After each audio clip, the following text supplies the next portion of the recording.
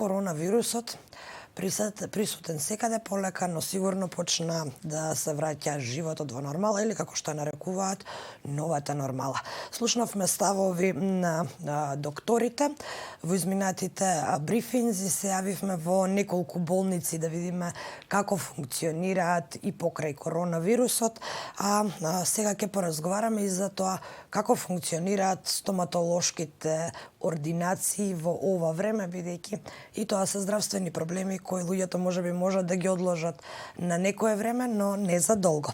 Добро утро велам на Ана Ѓоргова од ординацијата Евродент. Добро утро. Добро утро, ви благодарам. Доктор Ана, пред се, кога отворивте, кога почнавте да работите и во оној период кога не работеа ниту стоматолошките организации, што се случуваше со оние итни случаи, со оние кои имаа итно потреба да посетат стоматолог? На 15 мај добивме соопштение дека ќе може повторно да ги отвориме ординациите, со тоа што работиме во така наречен рестриктивен режим, што значи повторно прифаќаме интервенции кои што се неодложни.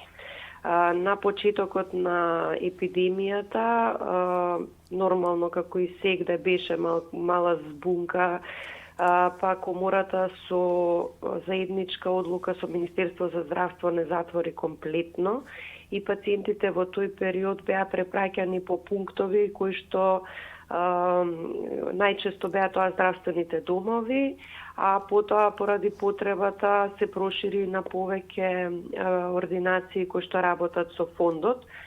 Комората издаваше листи на ординации кои што работат во тој период, па пациентите се препраќа таму. Сега единствена дополна на ова е пациенти сомнителни или со потврдено присуство на вирусот треба да се препратат во Универзитетскиот клинички центар, затоа што таму имаат просторија спремна за да ги третираат овие пациенти. Сега кога се вративте на работа, објаснете ни прво за секако за мерките на предпазливост кои ги преземате, маските, нели тоа веќе е тоа стандардна задолжителна опрема, но дали вие сега облекувате од оние скафандери, што се презема за да се заштитите и вие пред секако и пациентите? Да, видете, генерално мерките на предпазливост и пред ова и средства за дезинфекција и одржување, мислам дека е безпредметно да се разговара на таа тема. Она што е сега различно е пациентите ги закажуваме на поголемо растојание еден од друг. Во чекална не сме да има присуство на повеќе од еден пациент. И чекалните се распоредот во чекалните е исто изменет, значи има простор помеѓу секое столче ако евентуално се совпадне повеќе од еден пациент, меѓутоа и тоа се избегнува. Нормално дезинфекција на рацете кога ќе влезе пациентот во ординација, а ние покрај маските што и до сега ги употребувавме и визирите кои што ги употребувавме за одредени интервенции, сега ги користиме постојано, дополнително капа и скафандер или мантил за еднократна употреба. Пациентот пополнува еден анкетен лист кој што го изготви комората и подпишува согласност дека е свесен дека се работи во услови на корона и пред почетокот на секоја интервенција треба да исплакне уста со 1% раствор на хидроген и понатака си тече процедурата како што е замислена. Сега во однос на итноста, веќе се пролонгираше времето, така да тука е малку дискутабилно итност.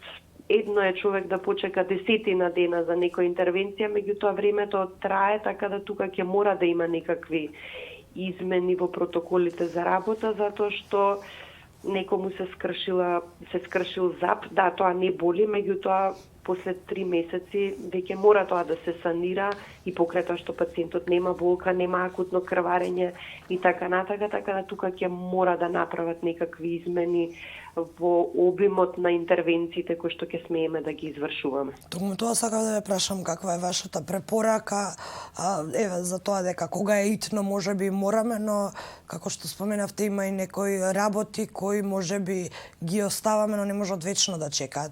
Која е вашата препорака за граѓаните кои имаат проблем? Видете, естетски интервенции од типот избелување на заби или не знам, веројатно е пожелно да се одложат. Она што е започнато пред короната треба да се доврши, независно дали е заврзано со болка, зашто пак ќе донесе дополнителни последици понатака ако се остави нетретирано. Така да треба да има некоја умерена одлука во тоа што да се работи. Поголеми протецки зафати веројатно би препорачала да се одложат. Но пак ќе кажам, сето тоа одлагање може да донесе до некакви дополнителни компликации. Веројатно најмногу да се обрне внимание на хигиенските мерки, на мерките на предпазливост и во договор со пациентот и со моменталната состојба да се одлучи што понатака. Евентуално да речам и еден апел, сега првачињата се запишуваат во училиште, тие треба да добијат потврда од матичен стоматолог, може би еден апел и од приватните стоматолози да се прифатат потврдите, заради тоа што ќе се намали фреквенцијата на посетеност на едно место, затоа што сега приватните стоматолози немаат право да издадат таква потврда, така да такви некои навидум ситни работи може да помогнат на сите. Така и не можеме да го избегнам прашањето за економските ефекти врз вашата индустрија од корона кризата, накратко. Ќе претрпите ли загуби? Катастрофално, веројатно. Генерално, кај нас стоматологијата е доста девалвирана, значи и пред ова.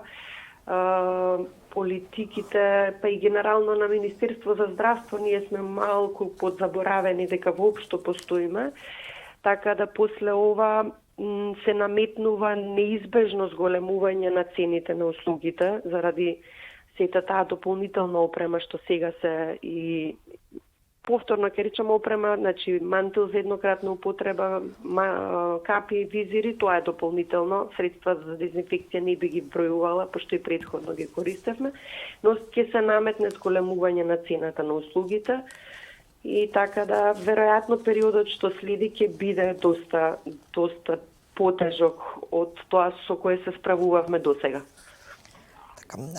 Ана Ѓоргова, доктор стоматолог, благодарам што одвоивте време утринава да се јавите во утрински брифинг. Време беше да се избрифираме и за тоа какви се состојбите кај вас стоматолозите, па и да им дадеме препорака на граѓаните што да прават во кои ситуации. Благодарам уште еднаш. Ви благодарам, пријатно.